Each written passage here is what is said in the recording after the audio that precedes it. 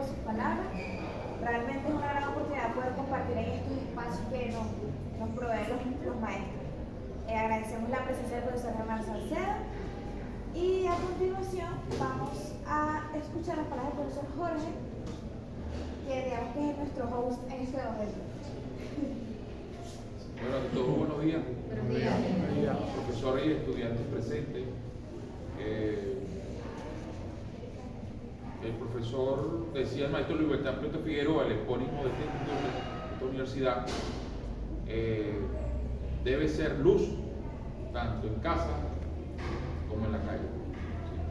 Y Luis Beltrán, siempre, él era todo su actividad.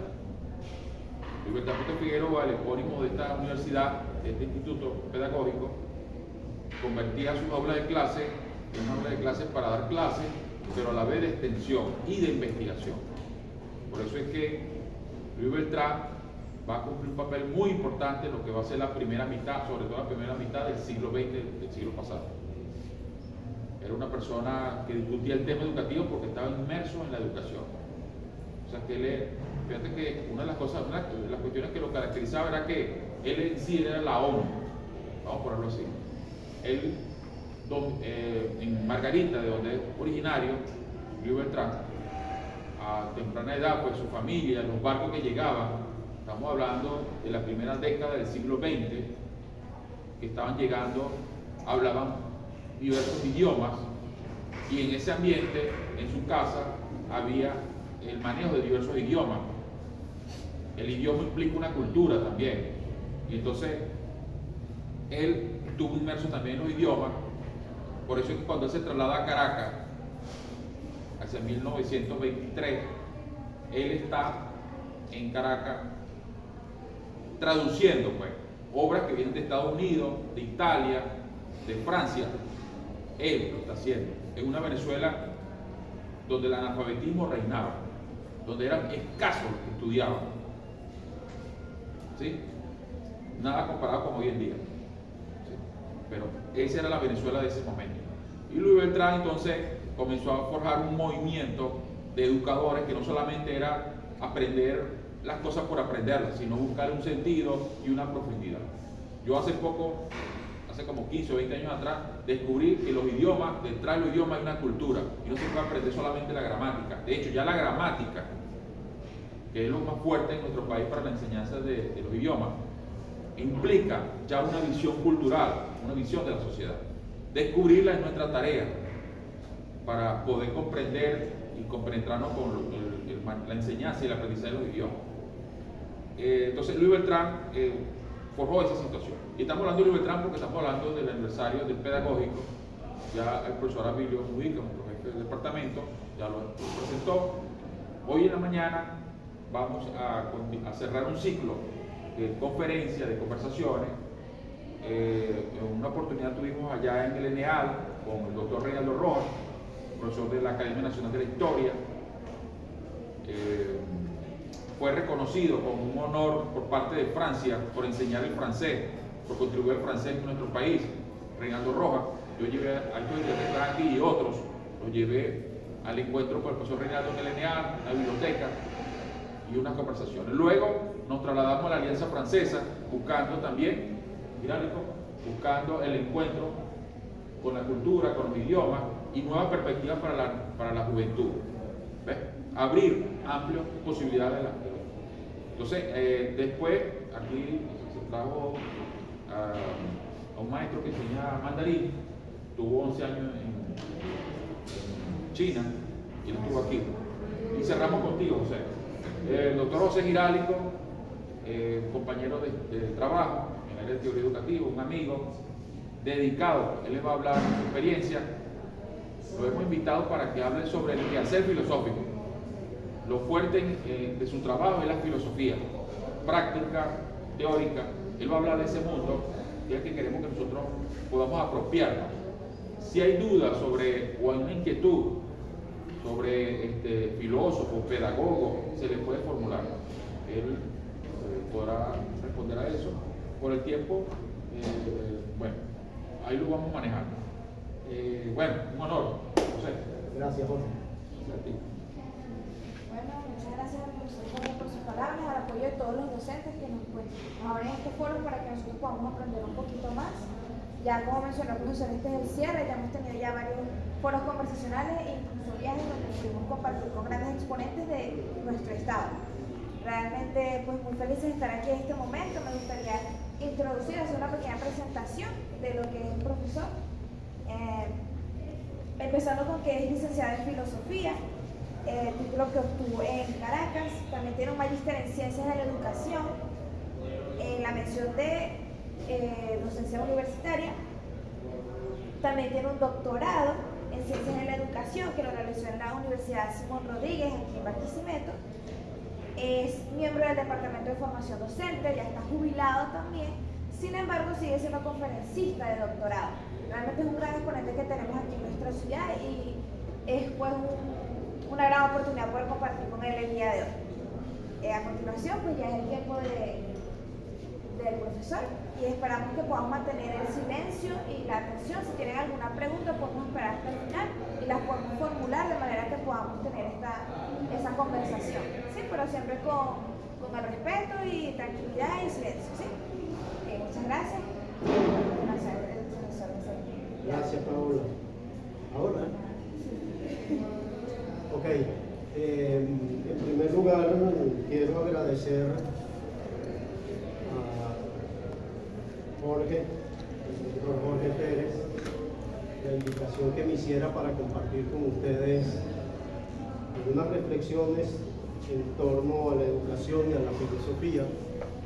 Quiero agradecer igualmente a Lirio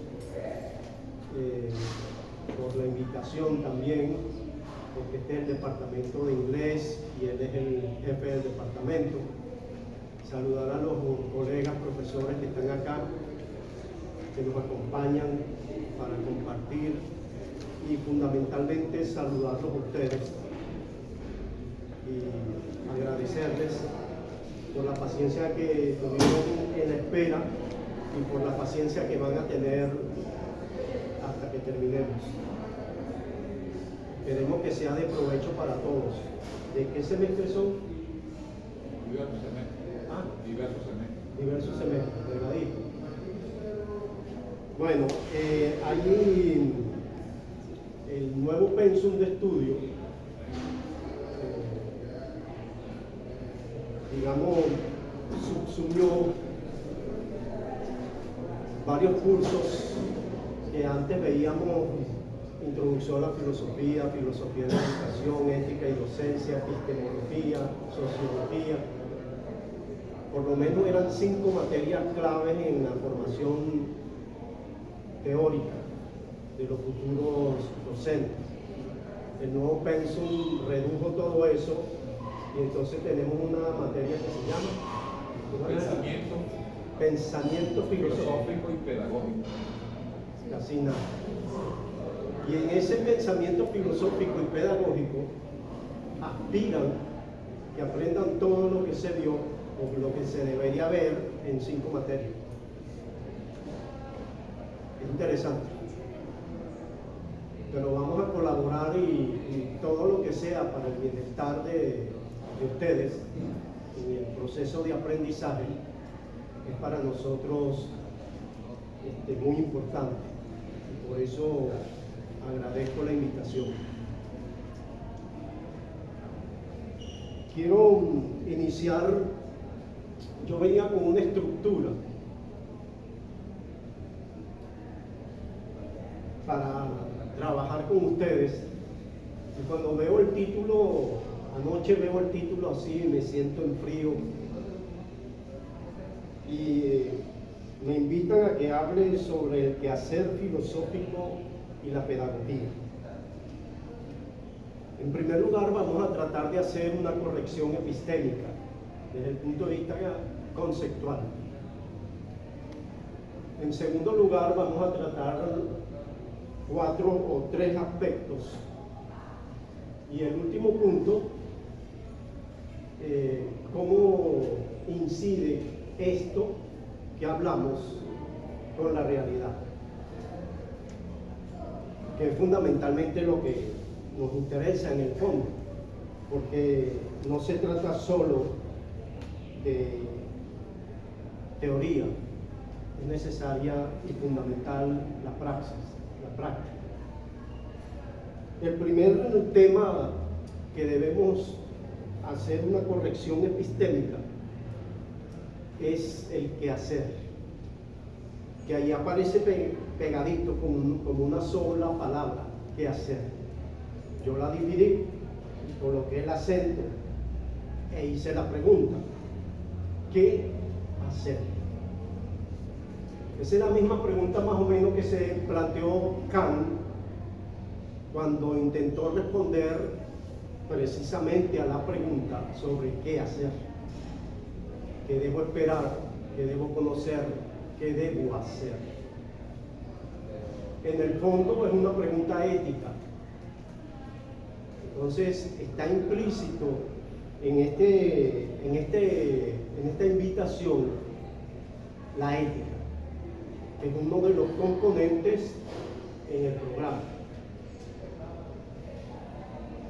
Antes era un curso particular, ahora es un objetivo de una unidad curricular.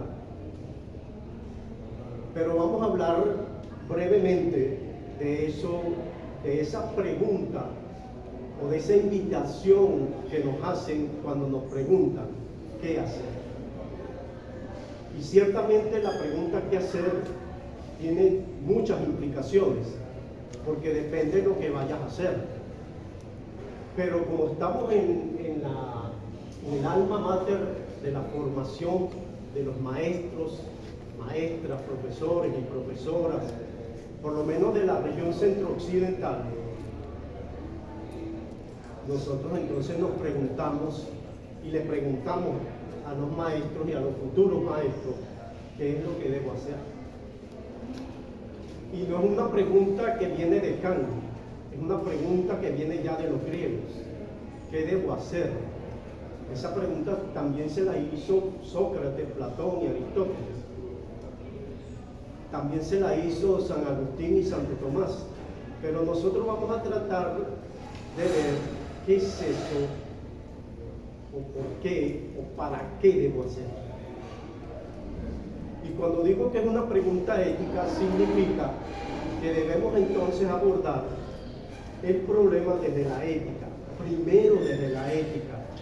Pero cuando hablamos de ética no nos referimos al concepto o a la definición que de ella se tiene en los libros tradicionales con los que nosotros enseñamos. No son libros de una concepción eurocéntrica o helenocéntrica. Tienen que ser una ética o un pensar filosófico desde nosotros, es decir, desde América Latina y el Caribe. Pero ¿qué es la ética? Más allá de su etimología, que viene del griego ethos, que significa costumbre, tradición, hábito,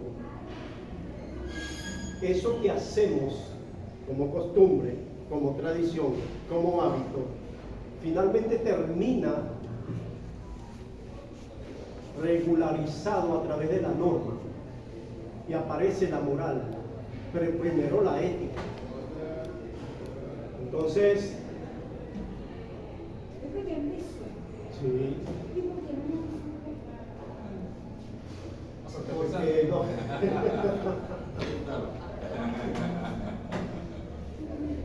Muy bien, y tú gusto saludarte. Bienvenida.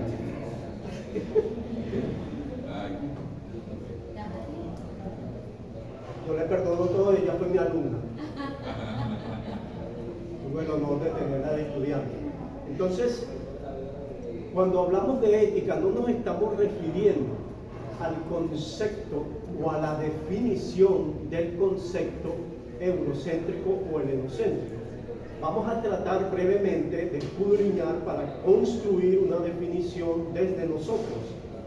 Entonces, ese quehacer, que es costumbre, tradición, hábito, tiende a confundirse o tienden a confundirlo entre moral y ética. Entonces hay una disyuntiva, o es moral o es ética, o parecería que la moral es ética, o parecería que la ética es moral. Y resulta que no. Una cosa es la ética y otra cosa es la moral. Son absolutamente independientes, pero se implican, se complementan, se necesitan. No es posible una sin la otra. Es una moneda de dos caras. Por un lado la moral y por el otro la ética. Entonces, cuando hablamos de la ética, nos remontamos inmediatamente a un libro de un autor latinoamericano que lamentable y tristemente nos dejó el domingo a las 8:50 de la noche, el doctor Enrique Dussel, filósofo argentino-mexicano, autor de más de 80 libros, un hombre que hablaba como 5 o 6 idiomas, entre ellos el inglés. Un maestro. Y vamos a citar en algunos momentos, voy a citar a Dussel en varias oportunidades. Entonces, esto de que el libro de Dussel, 14 tesis sobre ética, es un libro pequeño pero sustancioso, que habla sobre el origen de la ética y habla de la moral. Entonces, cuando habla de la ética, hubo un momento en el proceso de evolución donde el ser humano se plantea en ese proceso de evolución, el Homo sapiens comienza a interrogarse. Ese comenzar a interrogarse significó comenzar a pensar. Y si comenzó a pensar fue porque en el proceso de transformación de caminar en las cuatro extremidades a caminar sobre las dos extremidades inferiores y mantener el equilibrio, significó una transformación del cuerpo y de manera particular en su cráneo. ¿Por qué? Porque aumentó la capacidad del cerebro neocórtex y también la capacidad de ubicar al cerebro límbico. Entonces tenemos el cerebro que piensa, el cerebro que emociona y por último y por allá como una cola de reptil quedó el cerebro reptil o reptilíneo, que algunas personas de vez en cuando lo sacan a pasear. ¿Ve? Salió el reptil, ¿sí? Por no decir el animal. Entonces cuando sale a pasear el reptil hay que guardarlo, porque después viene la razón y viene la emoción. Humberto Maturana, en un libro que se llama Emociones y Lenguaje en Educación y Política, sostiene que no hay nada, cito, abro comillas, no hay nada en la razón que no esté tocado por las emociones, cierro comillas. Por lo tanto, nosotros somos seres de emoción y razón. Es inevitable separarlas. Es inevitable no vincularlas. Esta mañana cuando nos levantamos, entramos en la disyuntiva de venir o no venir. La emoción me decía de repente que bueno, voy, hoy tenemos una charla, van a hablar de filosofía, no me gusta pero voy, ajá. O tengo ganas de seguir durmiendo. No, pero tengo clase, tengo que cumplir. Tengo la responsabilidad de ir a clase. Profe, el seguidor era el reptiliano. Sí. Y entonces, ese solo acto de elección es una lucha, aunque usted no lo crea, como dice el programa, una lucha entre la emoción y la razón.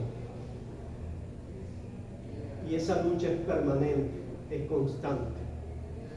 Todo el tiempo la vida se nos va en una lucha, pero una lucha que se construye en la libertad. No es una lucha impositiva, no, es una libertad que depende absolutamente de mí. que no depende de más nadie. Yo soy libre, dice Sartre, y no soy libre de dejar de ser libre. Por lo tanto, no hay límites a la libertad, sino la libertad misma. Por lo tanto, estoy condenado a la libertad. Jean-Paul Sartre, el ser y la nada. ¿Qué significa estar condenado a la libertad? Significa estar condenado a serme, que nadie me hace, yo me hago. Entonces yo vengo a la universidad para hacerme. Yo hago tal cosa para hacerme. Claro, algunas veces de repente me trae mi mamá y mi papá y me dejan allí en la entrada. Que también eso es válido, por supuesto. Hoy día hay que cuidar a los hijos. Uno no los puede dejar por ahí, anda, vete solo. Hay que cuidar a los hijos. Entonces, este ser humano que comienza a pensar, porque su cerebro aparece en las primeras, el desarrollo de sus facultades superiores. ¿Qué significa el desarrollo de sus facultades superiores? Que comienza a tener conciencia y autoconciencia de sí mismo. Es decir, se interroga sobre sí mismo. Esa pregunta la hará Martin Heidegger en el siglo XX, pero por ahora el único ser que se interroga sobre sí mismo se llama hombre, se llama mujer. Y ese interrogarse significa o significó que comienza a tener conciencia de sí mismo. Y tener conciencia significa que aparece la palabra, que inicialmente eran los jeroglíficos. Los jeroglíficos dan paso a la palabra, que inicialmente eran monosílabos y luego adquirieron una connotación silábica de composición de sílabas que dan paso a la palabra, y aparece la palabra. El hombre se comunica con la palabra y, no contento con esto, en su proceso de evolución empieza a escribir. Esto aparentemente hoy es una cosa, ya eso lo sé, eso no tiene nada extraordinario. El problema es que nos quieren anular, aniquilar la capacidad de pensar sobre esas cosas y pensar en otras que son efímeras, pasajeras, absurdas, que no tienen sentido. Entonces este pensar con conciencia significó, como dice Enrique Dussel en las 14 tesis sobre ética, que aparece la ética en el cosmos. El único ser en el cosmos, fíjense la palabra que utiliza Dussel, el único ser en el cosmos, fue bastante ambicioso, es el hombre, es la mujer. Y el único ser que se interroga sobre sí mismo y sobre su hacer es precisamente el ser humano, que tiene conciencia y autoconciencia de la bondad o la maldad. Aparece la bondad y la maldad. Estamos hablando desde el punto de vista evolutivo, no desde el punto de vista religioso. Si nos vamos, por ejemplo, al Génesis, la maldad aparece cuando Caín, sintiendo envidia de su hermano, lo mata. Y lo mata por envidia. Y aparece una emoción, la envidia. ¿Qué significa que haya aparecido la envidia? Que no fue capaz de pensar en las consecuencias de su acto, sino que fue conducido por una emoción, la envidia, y mata a su hermano. Y eso está en el texto bíblico.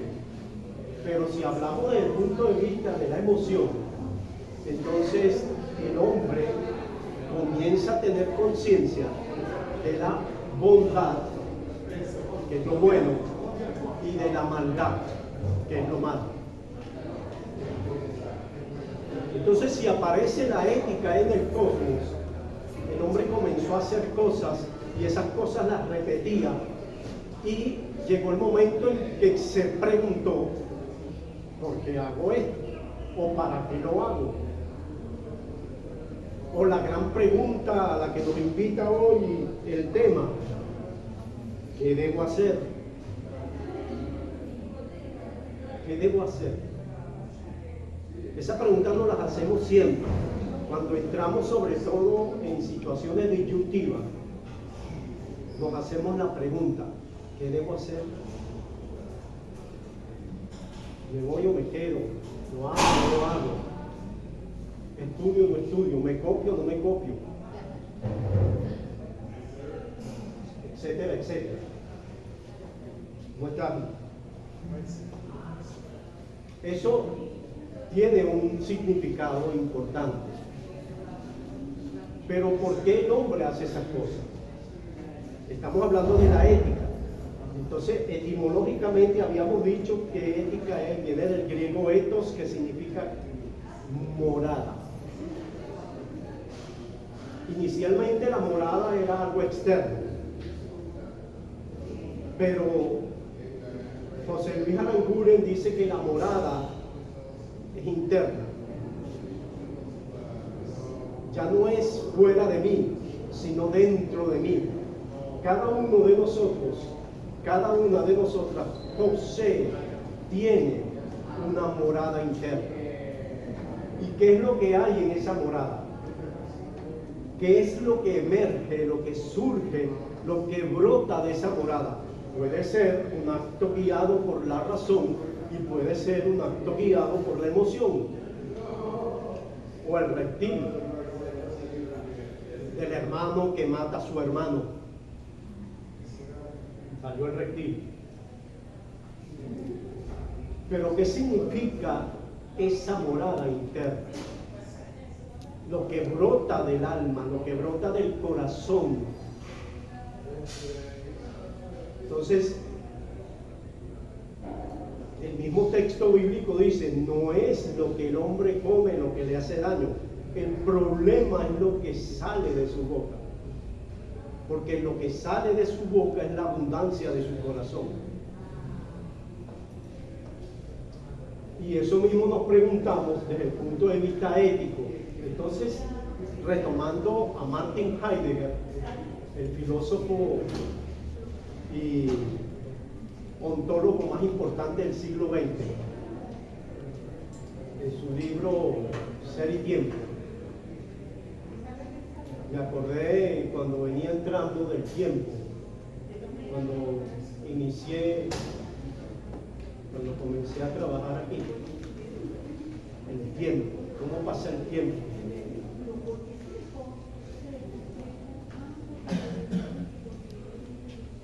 Él no pudo solucionar el problema del tiempo en una conferencia que dictó por allá en Hamburgo, ni tampoco Bolívar pudo descifrar el problema del tiempo cuando habló con el Padre Tiempo, porque Bolívar habló con el Padre Tiempo.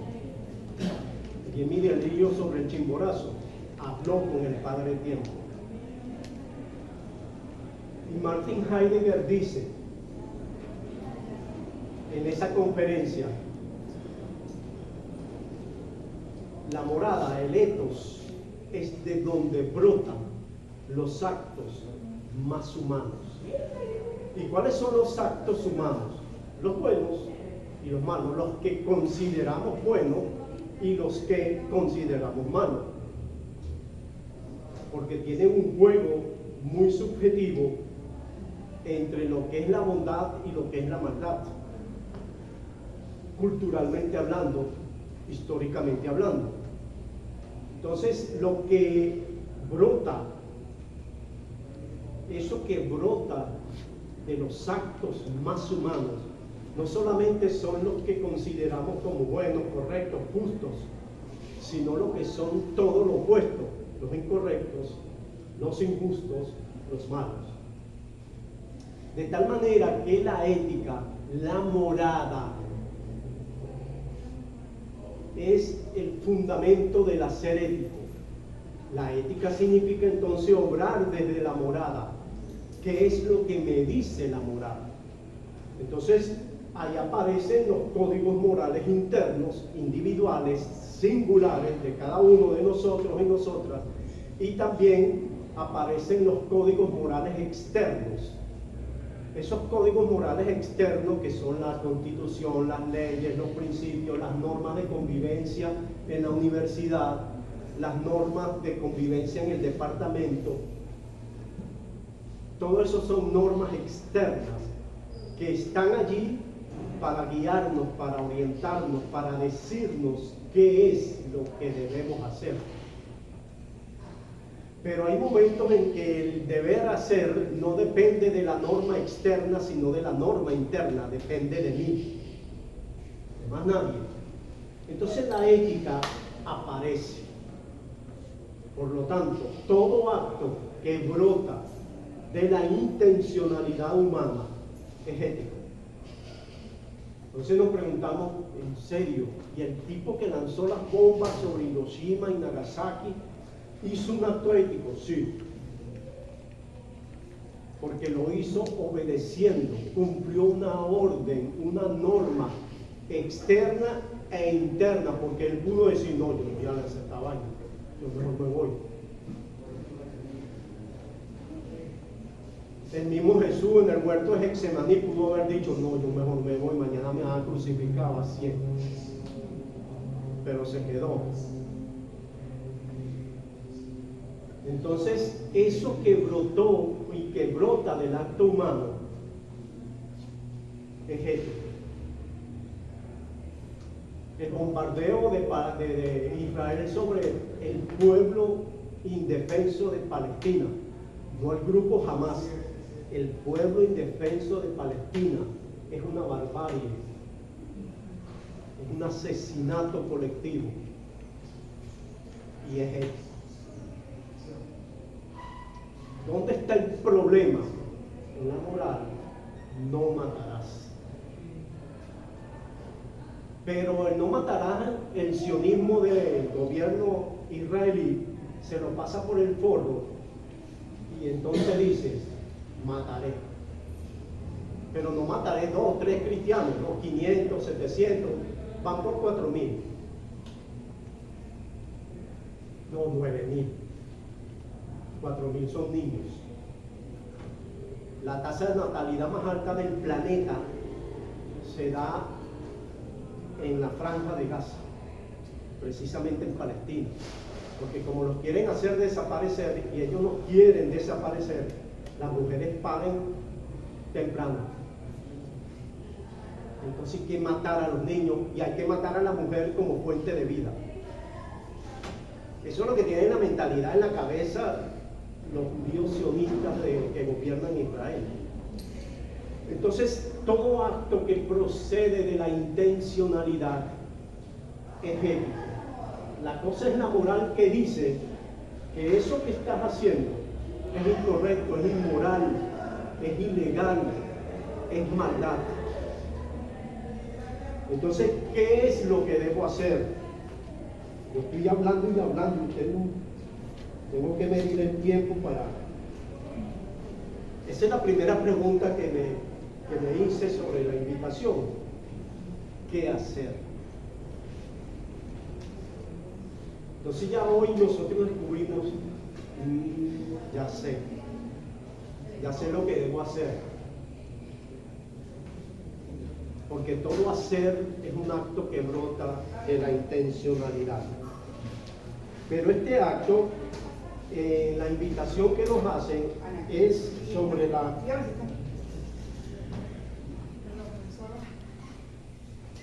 el quehacer filosófico en la pedagogía. Entonces nos vamos al segundo concepto, filosófico, y hacemos la segunda corrección epistémica. Filosófico, suena como un sustantivo, una cosa rara. Filosófico. Ciertamente los filósofos somos unos tipos extraños, raros, que andamos por ahí por los pasillos pensando. Porque la filosofía es Eso es una invitación a pensar. Entonces, comenzamos pensando. ¿Se acuerdan? El Homo sapiens comienza pensando y busca respuestas desde la razón a ese pensar, que en la evolución histórica, llegando a los griegos, pero que no es algo exclusivo de los griegos. Los griegos no fueron los primeros que hicieron filosofía o filosofaron. Todas las culturas anteriores a Grecia hacían filosofía. Egipto, Mesopotamia, India, China, aztecas, mayas, incas, ya pensaban, ya tenían una cosmovisión, una cosmología, una fundamentación filosófica. Entonces, el rollo es que a nosotros nos llegó la cultura griega a través de España, cuando a partir de 1492 nos descubren. Eso no fue ningún descubrimiento, una invasión, una masacre, una violación, un robo, todo. Eso fue lo que sucedió en 1492 en adelante. ¿Sí? Entonces debemos dejar de pensar románticamente, vinieron a descubrirnos. Y hay gente que se siente que es descubierta. No, ya nosotros estábamos aquí mucho antes que ellos. ¿Sí? Entonces, fíjense que esto del pensar es filosófico. Y nos llegó desde los griegos porque los griegos sistematizaron la filosofía. Le dieron una estructura, desde Tales de Mileto hasta Platón y Aristóteles. Sistematizaron, le dieron una estructura a la filosofía. Entonces, filosofía viene del griego filo, que significa amor, y sofía, sabiduría. Entonces es amar a Sofía. Y amar a Sofía no es fácil, tiene nombre de mujer. Amar a la mujer es muy complicado. Apasionante, interesante, pero complicado. Entonces, ¿qué significa amar a Sofía? ¿Qué significa amar? El conocer, el saber, el aprender. Entonces, estoy en la universidad porque quiero conocer a Sofía, quiero conocer la sabiduría. Ahora, nadie es sabio cuando te entrega el título el señor rector, el director decano, perdón. No te está diciendo, aquí tienes el título de sabio. No. Se nos va la vida tratando de ser sabios o tratando de ser maestros.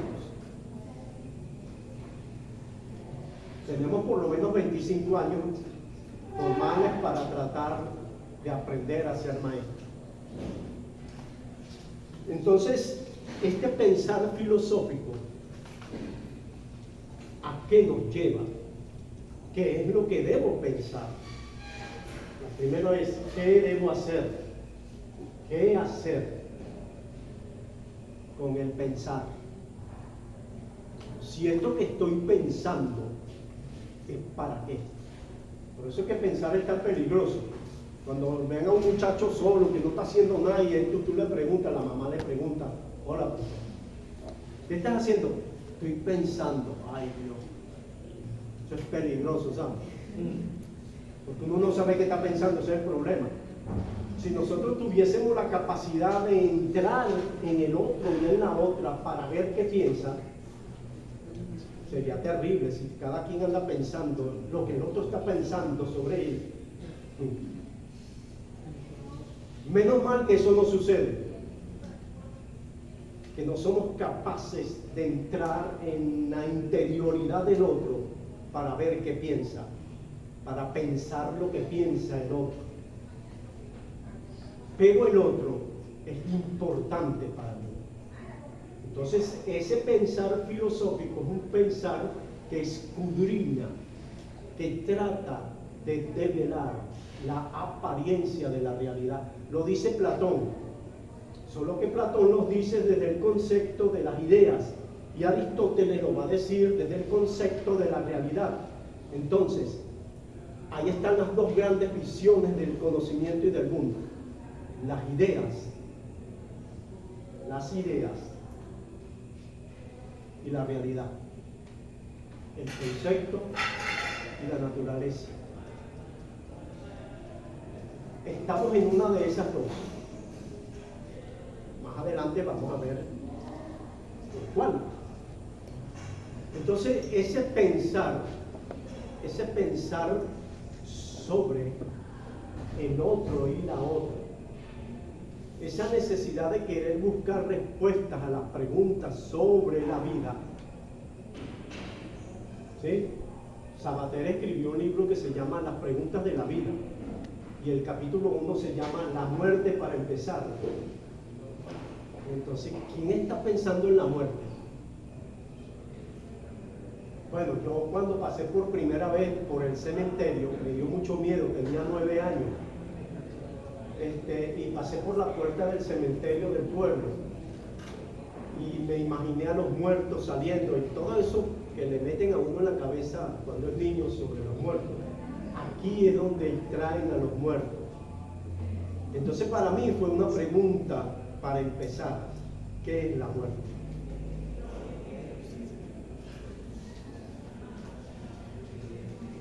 Hay un filósofo venezolano que se llama, murió, Juan Nuño. Él escribió un artículo en una revista que se llama Economía Hoy. Y en esa revista escribió un artículo sobre filosofía. Y el artículo se titula ¿Para qué sirve la filosofía? Y a todos nosotros nos están enseñando desde chamo, desde pequeño, que todo tiene un uso práctico. Nos han enseñado el procedimiento, cómo hacer cosas. Y en mi casa mamá nos enseña cómo se hacen las arepas, cómo se amasan, cómo debe ser la textura de la masa, la cantidad de agua, cantidad de sal, cantidad de aceite, si le echas aceite, cómo debe quedar la masa para hacer las arepas, procedimiento, cómo se hace. De tal manera que todo lo que nos enseñan en la vida es cómo hacer cosas, pero no nos enseñan a pensar. De eso se va a encargar la escuela. La escuela tiene la función de enseñarnos a pensar. El problema es en qué pensamos. Por eso es que el aporte de Luis Beltrán Prieto Figueroa en la conformación de la estructura del sistema educativo en Venezuela es clave. El diseño curricular es clave.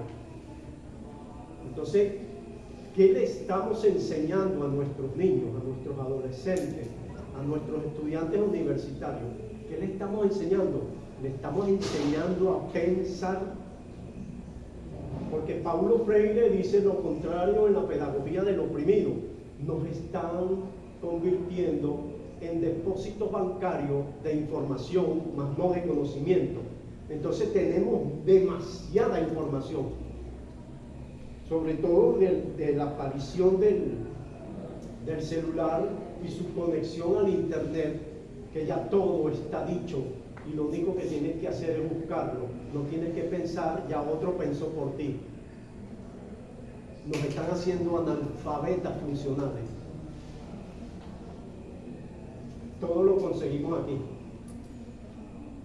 Mientras que en nuestros tiempos todo lo conseguíamos en los libros, bibliotecas. ¿Qué nos están enseñando? Enseñar a pensar. Entonces Juan Nuño hace esa crítica y arranca su artículo ¿para qué sirve la filosofía? Y todo tiene un uso práctico, pero la filosofía aparentemente nos sirve para ir al mercado. Yo una vez fui y lo quise hacer y saqué mi carnet de filósofo en el Central Madrilense cuando existía, y el tipo me sacó la madre.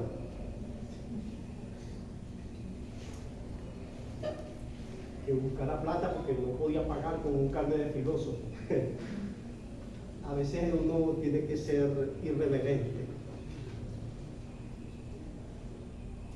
La filosofía sirve para una sola cosa: para pensar.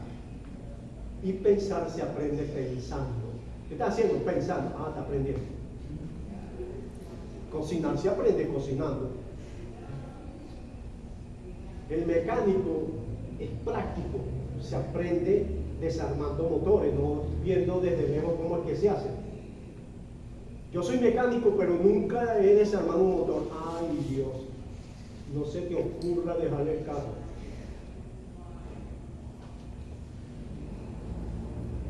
La filosofía sirve para pensar, y pensar se aprende pensando. ¿Qué significa pensar? Pensar es peligroso, porque pensar significa cambiar. ¿Y qué es lo que ha hecho el hombre desde que salió de la caverna? Pensar. ¿Que vamos a volver a la caverna? Sí. En algún momento vamos a volver a la caverna. ¿Cuándo? No sé. Salimos de la caverna y ahí ya volvemos. Claro, a veces vemos a personas con cavernas. Cabeza hueca, pues. Lo dice José Saramago, un escritor portugués que se nacionalizó español, creo. Él escribió un libro que se llama La Caverna. Platón habla del mito de la caverna. Y en ese mito de la caverna los hombres están prisioneros mirando sombras que hablan y caminan. En otras palabras, mirando falsedad. Y hay gente que pasa toda su vida mirando, aceptando, construyendo, viviendo en la falsedad. Y de lo que se trata en la educación es salir de la caverna para ver la luz, para ver las cosas tal como son, porque todo es apariencia, nada es verdad. Porque las cosas que vemos son representaciones de un concepto, no son los conceptos. Aquí hay dos mesas. Ninguna de ellas y todas las posibles mesas que pudiesen estar acá no son la mesa, son una mesa. Esa no es la mesa, es una mesa. El celular, ese no es el celular. Hay gente, yo tengo el último celular que salió ayer. Me costó no sé cuántos dólares, y ahora la vaina es dólares. Y entonces se jacta en su vanidad y en su estupidez de tener el celular de última generación. Hoy, mañana ese celular pasa de moda y ya no lo tendrá. No es el último celular de la última generación. Eso es mentira. Esto es una apariencia, una representación del concepto teléfono. Cuando Alexander Graham Bell inventó el teléfono, ya tenía 3 mensajes de la mujer, ¿no? Cuando vio el teléfono, tenía 3 mensajes de la mujer. ¿Dónde están? Pero en serio, él inventó el teléfono y jamás se imaginó que iba a llegar a esto, o a lo que posiblemente sea. Hace 40 años uno se imaginaba que esto iba a existir. Comunicarse y verle la cara al otro interlocutor, y entonces comunicarse y hablar. ahora es una cosa de la cotidianidad, normal. Entonces, este pensar es qué hay detrás de las cosas, qué hay detrás de las cosas, de las palabras, de los gestos, de las actitudes, de los comportamientos, de la muerte, del amor, de la vida, de la guerra, qué hay detrás. No seamos conformistas, busquemos el conocimiento, porque ciertamente el tercer elemento al que nos invita el título es pedagogía. Pero la pedagogía, viéndola así, solo parece estar en el aire. Pedagogía, un sustantivo. Y hacemos la tercera corrección epistémica. La pedagogía no puede andar sola. Es necesario que vaya acompañada de la educación. Entonces, ¿qué está primero? ¿La pedagogía o la educación? Algunos piensan que es la pedagogía y entonces forman un pedagógico para enseñar pedagogía. Entonces la pedagogía es el tratado o el estudio de la enseñanza, siguiendo parámetros científico-tecnológicos. Por eso tenemos el Departamento de Tecnología Educativa, que nos enseñan didáctica de la pedagogía. Pero eso es viendo la pedagogía como ciencia y como técnica, como tecné, como la utilizó Aristóteles, como una tecné. Pero no es solo la pedagogía, es la educación. Entonces la educación